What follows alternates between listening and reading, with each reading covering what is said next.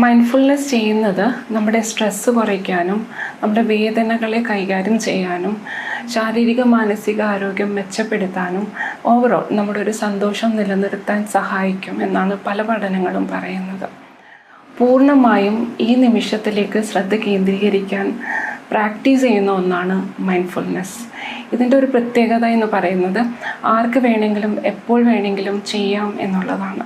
അപ്പോൾ നമ്മൾ ശ്രദ്ധ കേന്ദ്രീകരിക്കാൻ ശ്രമിക്കുമ്പോൾ പല ചിന്തകളും വികാരങ്ങളും കയറി വന്നേക്കാം. അതിനെ നമ്മൾ വിശകലനം ചെയ്യാതെ വളരെ നോൺ ജഡ്ജ്മെൻ്റലായിട്ടാണ് കാണുന്നത്. നമ്മുടെ ഈ ഒരു ഇപ്പോഴത്തെ തിരക്ക് പിടിച്ച ജീവിതത്തിൽ നമ്മൾ മൾട്ടിപ്പിൾ കാര്യങ്ങൾ, ഒന്നിലധികം കാര്യങ്ങൾ ചെയ്യാൻ ശ്രമിക്കാം. ഉത്കണ്ഠ വരുമ്പോൾ നമ്മൾ പല ചിന്തകളും കഴിഞ്ഞതും വരാനിരിക്കുന്ന ചിന്തകളിലേക്കൊക്കെ നമ്മൾ അങ്ങ് ഇമ്മേഴ്സ്ഡായി പോകാം. അപ്പോൾ ഈ അവസ്ഥയിലൊക്കെ നമ്മൾ ഫോക്കസ് ചെയ്യാൻ വേണ്ടിയിട്ട് നമ്മളൊന്ന് മറന്നു എന്ന് വെച്ചാൽ ഈ നിമിഷത്തിലേക്ക് നമ്മൾ ഫോക്കസ് ചെയ്യാൻ നമ്മൾ മറന്നു പോകും. ഒന്ന് ആലോചിച്ചാൽ നമ്മൾ എത്ര പേർക്ക് നമ്മൾക്ക് പൂർണ്ണ ശ്രദ്ധയോട് കൂടിയിട്ട് ഭക്ഷണം കഴിക്കാനോ വണ്ടി ഡ്രൈവ് ചെയ്യാനോ അടുക്കളയിൽ പാത്രം കഴുകാനോ അതോ അല്ലെങ്കിൽ പഠിക്കാനോ ഒക്കെ സാധിക്കുന്നുണ്ട്. പലപ്പോഴും നമ്മൾ പല ചിന്തകളിലും ലോസ്റ്റായിട്ട് വളരെ യാന്ത്രികമായിട്ടാണ് നമ്മൾ പലതും ചെയ്യാറ്. മൈൻഡ്ഫുൾനെസ് നമ്മൾക്ക് പല രീതിയിലും ചെയ്യാൻ സാധിക്കും. ഇതിന് വളരെ ഫോർമൽ വേയിലും ഇൻഫോർമൽ വേയിലും ചെയ്യാം. ഫോർമൽ വേയിൽ വരുമ്പോൾ നമ്മൾക്ക് mindful breathing, visualisation, body scan ഇങ്ങനെയൊക്കെ പലതുമാണ് വരുന്നത്. ഇൻഫോർമൽ വേയിൽ വരുമ്പോൾ mindful eating, mindful watching, mindful walking, അങ്ങനെ പല രീതിയിലും നമുക്കിത് ചെയ്യാം. മൈൻഡ്ഫുൾ ബ്രീത്തിങ് വളരെ പോപ്പുലറായിട്ട് ചെയ്യുന്ന ഒരു മെഡിറ്റേഷനാണ്. ഇത് നമ്മൾ കാമായിട്ട് ഒരു സ്ഥലത്ത് ഇരുന്നു കൊണ്ടാണ് ചെയ്യുന്നത്. ഇരുന്ന് ചെയ്യുമ്പോൾ നമ്മൾ ആദ്യം ഒരു 8, 3, 4, 5 ബ്രീത്ത്, ഒരു ഡീപ്പ് ബ്രീത്ത് എടുത്ത് വിടാം നമ്മുടെ സൗകര്യം പോലെ. എന്നിട്ട് നമ്മളുടെ ശ്വാസം, നമ്മുടെ സാധാരണ എടുക്കുന്ന ശ്വാസത്തിലേക്കാണ് നമ്മൾ ശ്രദ്ധിക്കുന്നത്. മുക്കിൻ്റെ അറ്റത്തൂടെ കടന്നു പോകുന്ന ശ്വാസത്തിലേക്ക് കണ്ണടച്ച് ശ്രദ്ധ കേന്ദ്രീകരിച്ചിരിക്കാനാണ് ശ്രമിക്കുക.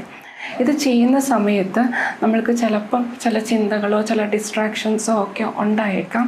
അങ്ങനെ വരുമ്പോഴും നമ്മൾ അതിനെ നോൺ ജഡ്ജ്മെൻ്റലായിട്ടാണ് കാണുന്നത്. നമ്മൾ ഈ ചിന്തകളെ എക്നോളജ് ചെയ്യുന്നുണ്ട്, നമ്മളൊന്ന് ശ്രദ്ധിക്കുന്നുണ്ട്, പക്ഷെ തിരിച്ച് നമ്മളുടെ ശ്രദ്ധ ശ്വാസത്തിലേക്ക് തന്നെ കൊണ്ടുവരാനാണ് ശ്രമിക്കുന്നത്.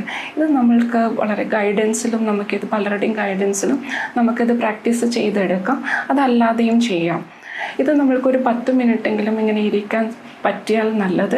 പക്ഷേ നമ്മളിത് 1 മിനിറ്റ് ചെയ്യുന്നത് പോലും നമ്മൾക്ക് ഗുണം ചെയ്യുമെന്നാണ് പല പഠനങ്ങളും പറയുന്നത്.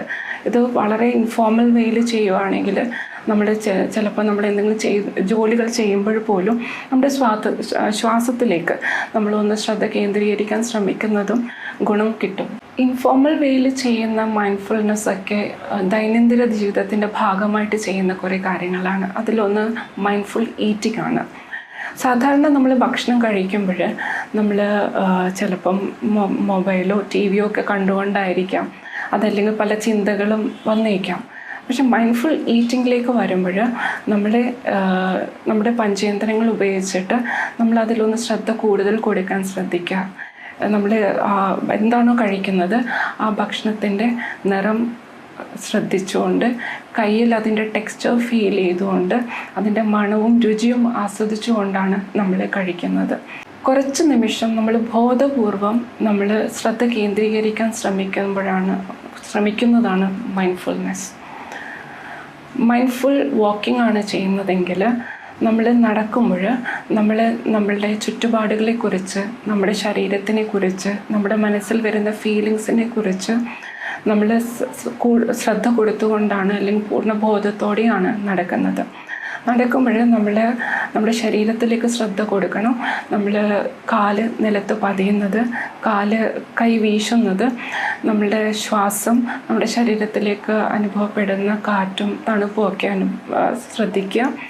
ചുറ്റുപാടുകളുടെ സൗന്ദര്യം ഇതൊക്കെ ആസ്വദിച്ചുകൊണ്ട് കുറച്ച് സമയം, ഒരു 10 മിനിറ്റെങ്കിലും നടക്കാൻ ശ്രമിച്ചാൽ അതാണ് മൈൻഡ്ഫുൾ വാക്കിംഗ്. മൈൻഡ്ഫുൾ വാച്ചിങ് ആണെങ്കിൽ ഇപ്പോൾ ഒരുപക്ഷെ ഞാനിപ്പോൾ പുറത്ത് നോക്കുമ്പോൾ എനിക്ക് ഒരു കാറ് കാണാമെന്ന് വെച്ചോളൂ. ഈ കാറ് കാണുമ്പം ചിലപ്പോൾ ഞാൻ ചിന്തിച്ചേക്കാം അടുത്ത ആഴ്ച ഒരു ടൂറ് പോകാമെന്ന്. ഓക്കെ, അതിൻ്റെ അടുത്ത നിമിഷം ഞാൻ ചിലപ്പം ബാങ്കിൽ ബാലൻസ് എത്രയുണ്ടെന്ന് ചിന്തിച്ചേക്കാം. അതിൻ്റെ അടുത്ത നിമിഷം ഈ കാശിനെ കൊണ്ടുള്ള പല ആവശ്യങ്ങൾ ചിന്തിച്ചേക്കാം. മൈൻഡ്ഫുൾനെസ്സിൽ നമ്മൾ ആ കാറ് കാണുമ്പോൾ ആ കാറ് കാണുന്നു, അതിൻ്റെ നിറം നമ്മൾ ശ്രദ്ധിക്കുന്നു, അവിടെ ആരെങ്കിലും ഉണ്ടോ എന്ന് ശ്രദ്ധിക്കുന്നു, അതേത് കമ്പനിയാണ് ഈ കാറ് എന്ന് ശ്രദ്ധിക്കുന്നു. ഇതാണ് മൈൻഡ്ഫുൾ വാച്ചിങ്. നമ്മൾ ആ നിമിഷം എന്താണോ കാണുന്നത് അതിലേക്കാണ് നമ്മൾ പൂർണ്ണ ശ്രദ്ധ കൊടുക്കുന്നത്.